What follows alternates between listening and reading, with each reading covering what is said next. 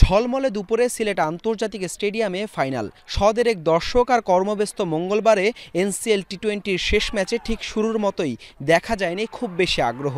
তার উপর low scoring ম্যারমেরে ম্যাচে যেন রং হারায় এনসিএলের ফাইনাল। টসে হেরে ব্যাটিংয়ে নেমে মুকিদুল মুগ্ধর বোলিং জাদুতে মাত্র ৮ রানেই ঢাকার ৪ ব্যাটার সাজঘরে। মুগ্ধ একাই নেন ৩ উইকেট। তাজিবুল, শামসুর রহমান শুভ, মোসাদ্দেক সৈকতরাও প্রতিরোধ গড়তে না পারলে মাত্র ৩৮ রানেই মেট্রো হারায় ৭ উইকেট। মুগ্ধর পর আলাউদ্দিন বাবুর ৩ উইকেট শিকারের ফাইনালে শেষ পর্যন্ত মেট্রোর ইনিংস গুরিয়ে যায় ১৬.৩ ওভারে ৬২ রানে।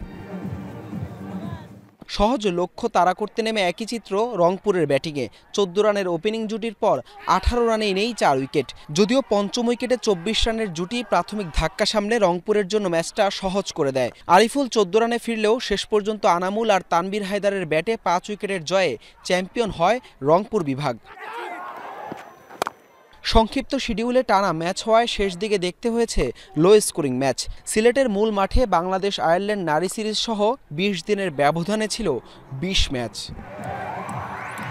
রংপুরের শিরোপা জয়ের মধ্য দিয়ে সিলেটে পর্দা নামল এনসিএল টি-20-র এবারের আসরের। টুর্নামেন্টের শুরুটা রানবন্যায় হলেও শেষটা ছিল হতাশার, রান খরার।